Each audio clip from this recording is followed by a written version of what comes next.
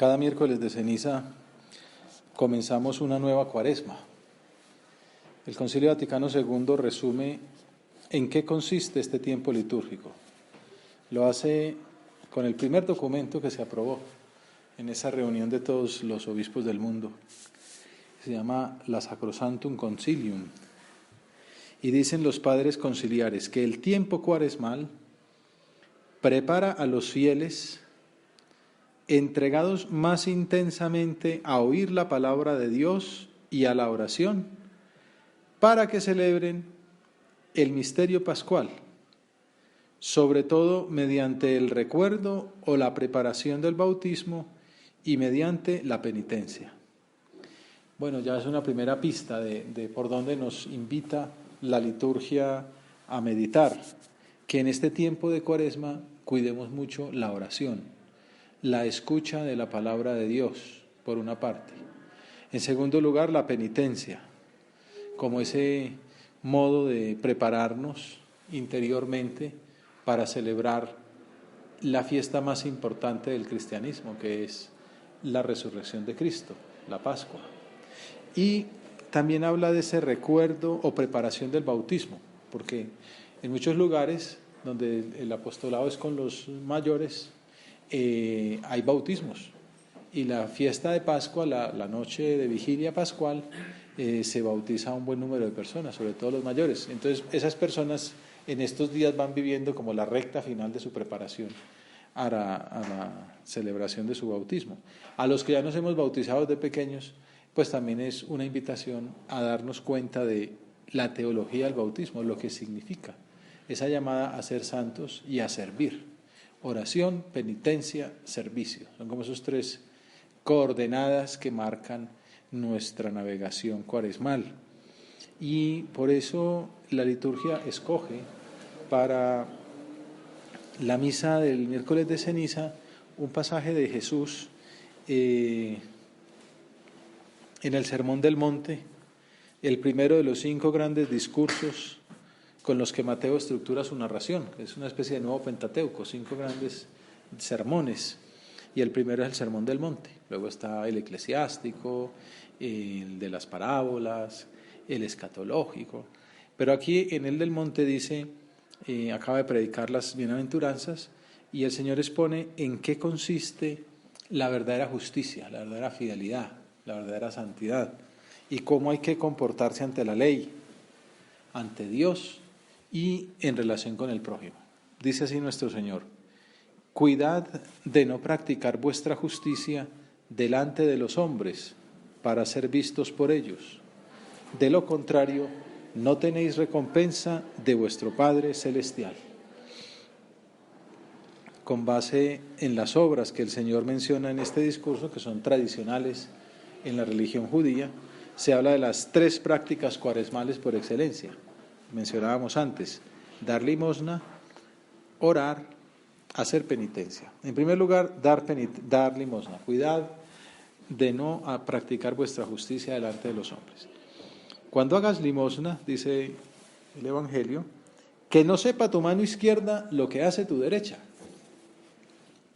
Así tu limosna quedará en secreto, y tu Padre, que ve en lo secreto, te recompensará. Nos acordamos de aquella escena del Evangelio en que Jesús se pone en la puerta del templo y ve a los ricos que daban limosna, pero las alcancías, el gasofilacio, eran como de una especie de trompetas, podríamos decir, para hacer un poquito la idea, así metálicas y con una gran boca, y entonces les gustaban echar monedas como esos tragaperros de ahora, para que sonaran las monedas y se notara que la donación era muy generosa. Entonces llegaban con el costal de monedas y eso sonaba, y entonces la gente dice, uy, qué señor tan generoso, qué limosna tan grande, ¿no? Pues, pensando en eso, es que dice el Señor que no hagan la limosna pensando ser vistos por los hombres. De acuerdo con esa idea, por eso aquel día el Señor gozó tanto con una viejita que echó una moneda de 10 centavos, pues que no valía nada, lo más ínfimo, pero ella dio lo que le quedaba, mientras que los ricos daban de lo que les sobraba. Por eso esa invitación a la limosna. El Papa Francisco escribe en el mensaje para la Cuaresma que el ejercicio de la limosna nos libera de una parte de la avidez ese afán de dinero. En estos días salió una tertulia que tuvo con sus hermanos jesuitas y hacía ver cómo uno de los grandes problemas que hay en la humanidad y también en la iglesia, en las instituciones a veces, es el del dinero, ¿no? La avidez, la avaricia, la codicia, el deseo de tener, de poseer, eso degenera a las personas. Entonces por eso la limosna nos libera de esa avidez y nos ayuda a descubrir que el otro es mi hermano. Nunca lo que tengo es solo mío. Ese es el principio de la doctrina social de la Iglesia. No somos poseedores, sino administradores de los bienes. Y por eso el que tiene está para administrar aquello en servicio de los demás, para hacerlo rendir, para dar empleo, para sembrar justicia.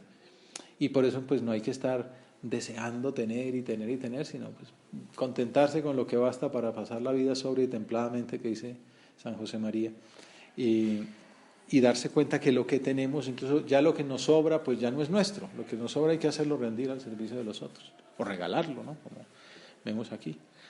Concluye Francisco: ¿cuánto desearía que la limosna se convirtiera para todos en un auténtico estilo de vida?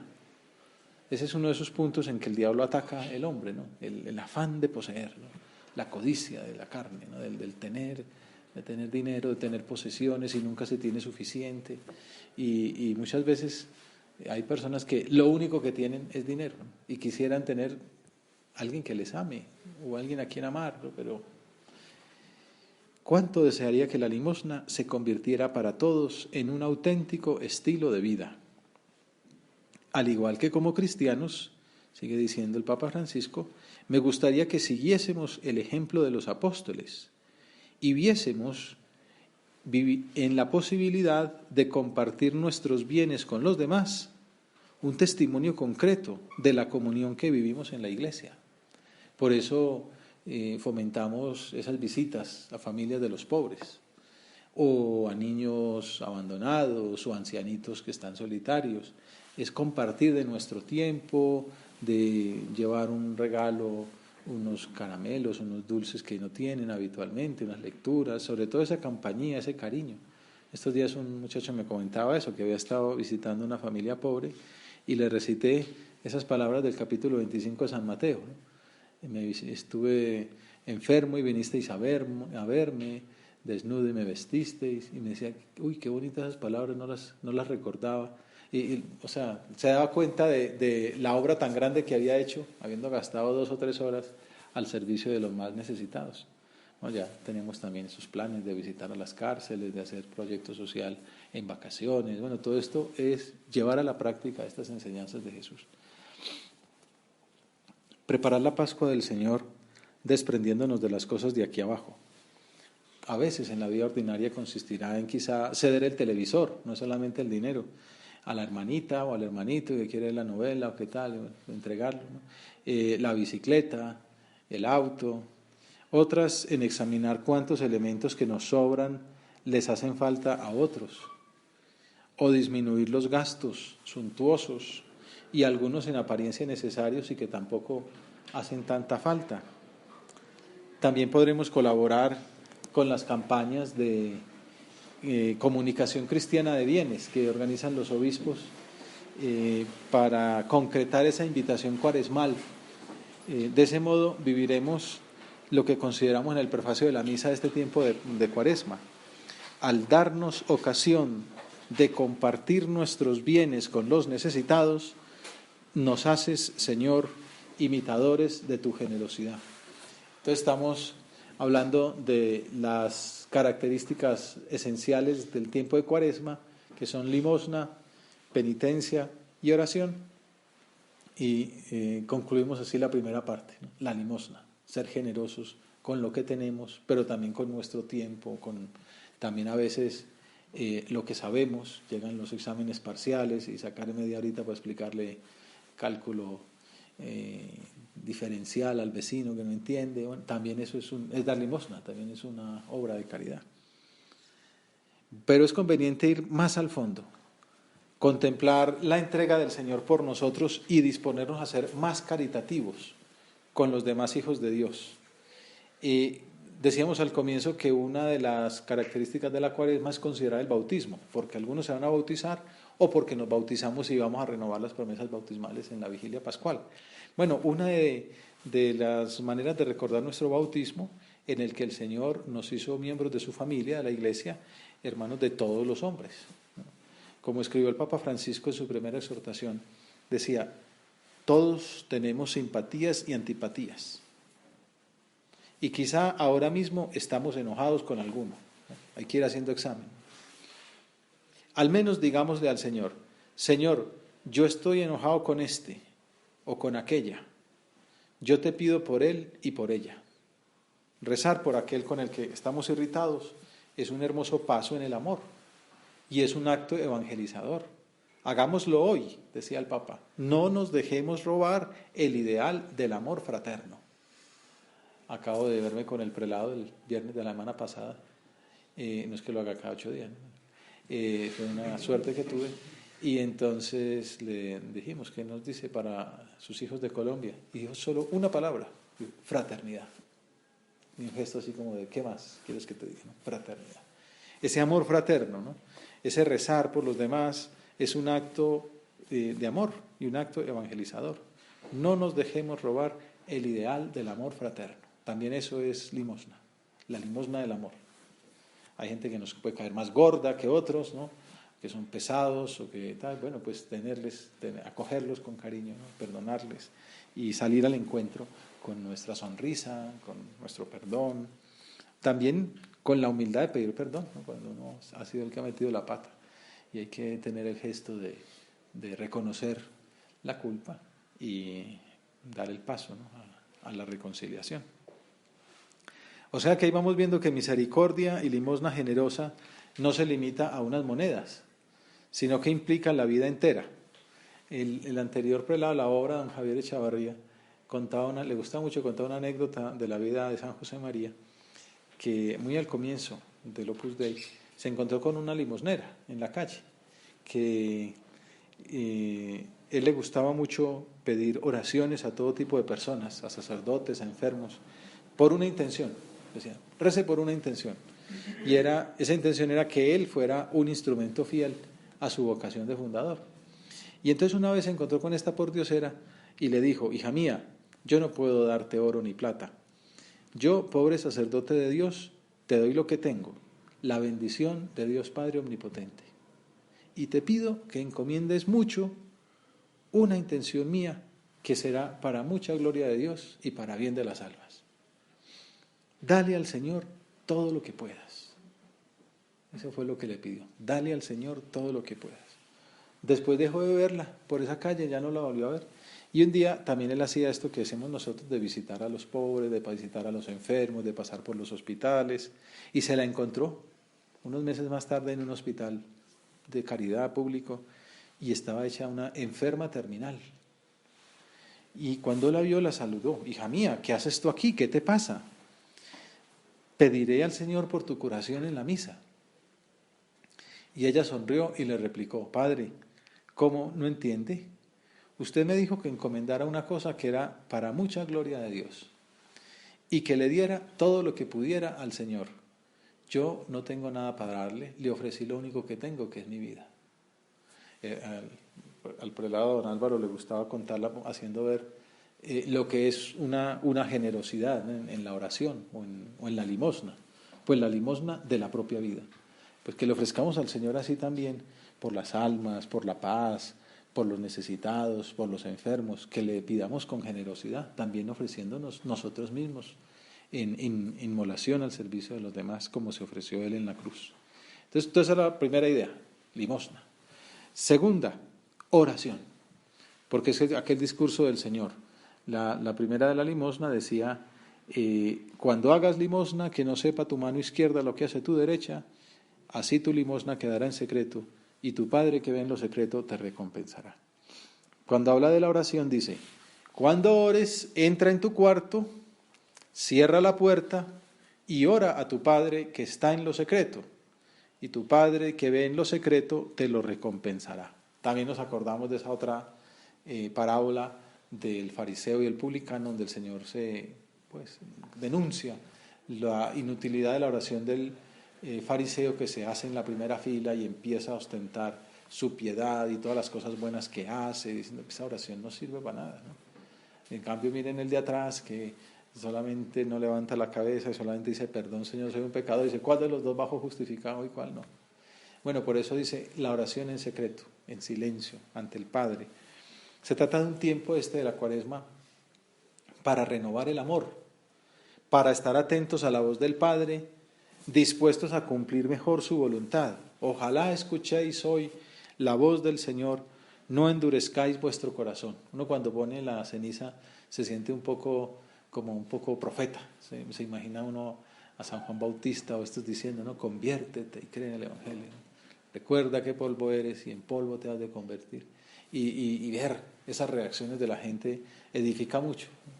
Y no, obviamente es el primero que se aplica al cuento. Pero es bonito ver que este mensaje anual, Dios nos conoce muy bien y sabe que somos gentes marcadas por el tiempo. No somos el eterno retorno que decían algunos, sino que el cristianismo sabe que ese tiempo está marcado por lo que se llama el kairos. Estos días pasamos por una peluquería, ¿no? Dice, peluquería kairos, y dijimos, esta persona sabe algo de la Biblia, ¿no? Porque nadie va poniendo kairos, pues un negocio, sino bueno, kairos es un tiempo especial. Este es el tiempo oportuno. Ojalá escuchéis hoy la voz del Señor, no endurezcáis vuestro corazón. No sabemos si esta es nuestra última Cuaresma, no voy a ser aquí apocalíptico tampoco, pero es un momento en el que el Señor sale a nuestro encuentro.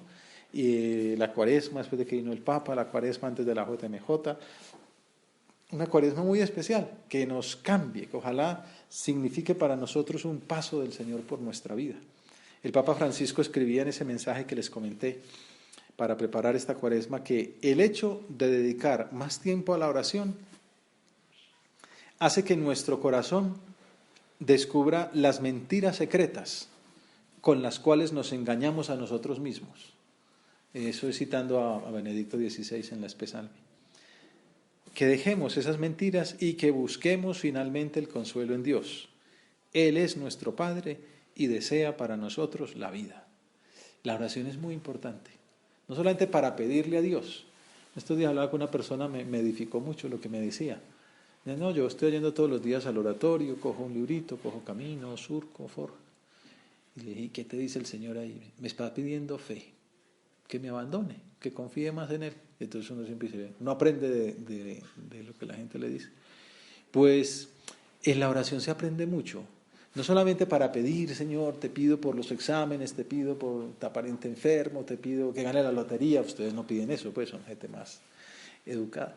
Pero que la oración también es contemplar la verdad, ¿no? También la oración lo cultiva uno, lo transforma interiormente. Entonces uno va meditando lo que es cierto, lo que está bien, y así como los pecados alteran y ofuscan la inteligencia, y uno termina viendo las cosas como deformes,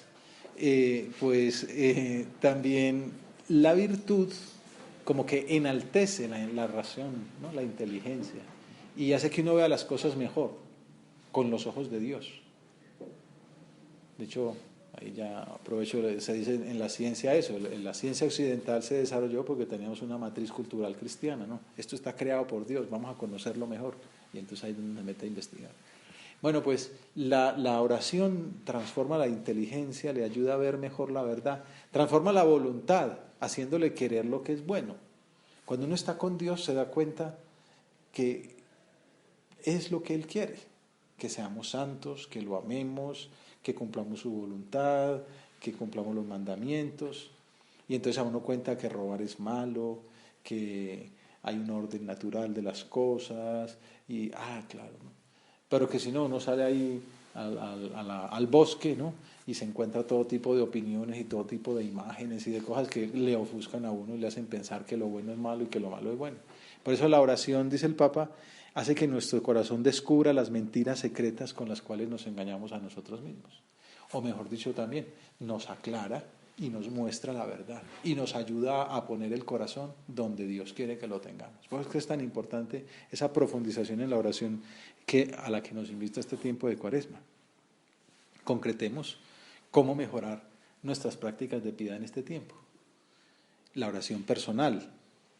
Decíamos al comienzo con las palabras del concilio que este tiempo de Cuaresma es para estar entregados más intensamente a oír la palabra de Dios y a la oración. Entonces un pequeño propósito, un tiempo fijo de oración estos 40 días.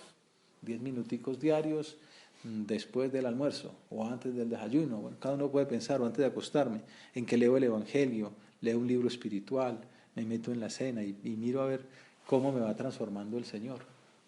Estos días contaba al prelado una anécdota muy bonita de la oración, de cómo Dios obra, que el apostolado cristiano no es solamente cosa nuestra, sino que Dios obra. Entonces contó de la Iglesia Patriótica China.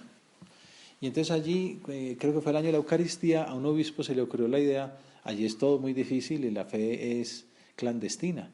Entonces, de llevar durante un mes al Señor de casa en casa, y entonces cada uno se comprometía a cuidarlo un periodo de 12 horas.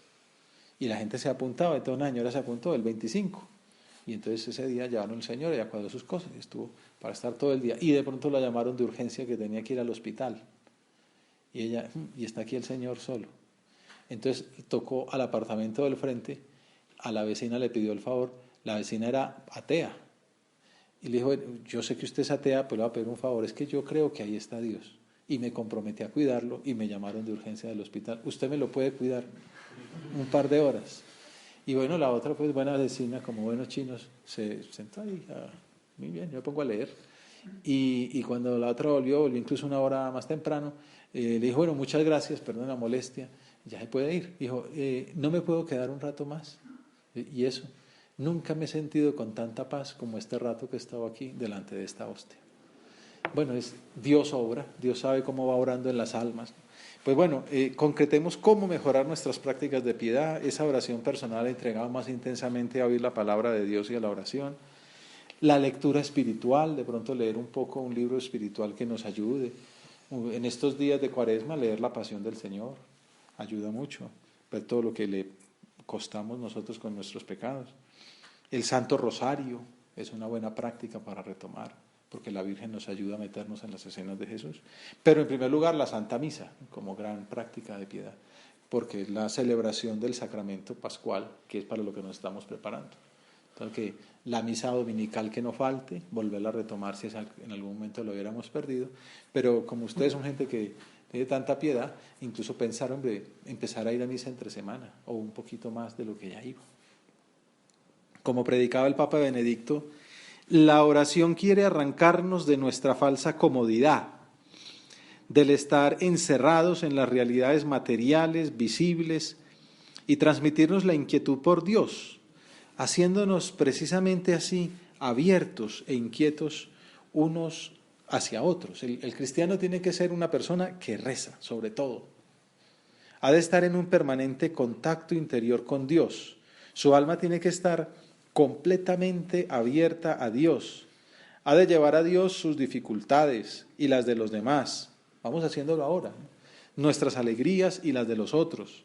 Y así, a su modo, establecer el contacto entre Dios y el mundo en la comunión con Cristo, para que la luz de Cristo resplandezca en el mundo. Así seremos apóstoles, en la medida en que estemos en conexión con el Señor.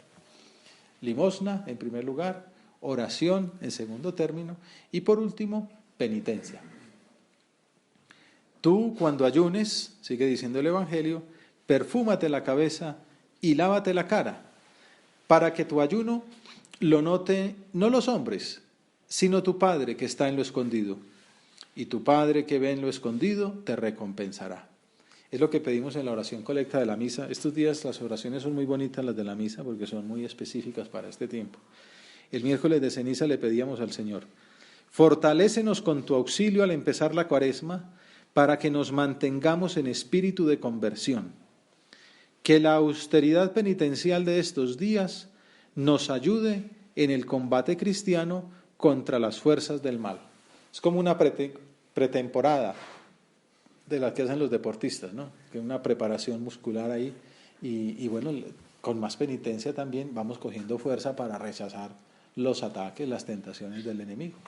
Con la medida en que uno va cogiendo fuerza, va fortaleciendo la voluntad a hacer lo que cuesta más, es más fácil después responder afirmativamente cuando el Señor nos pide que seamos generosos ante la tentación de la comodidad o de la maldad o del pecado.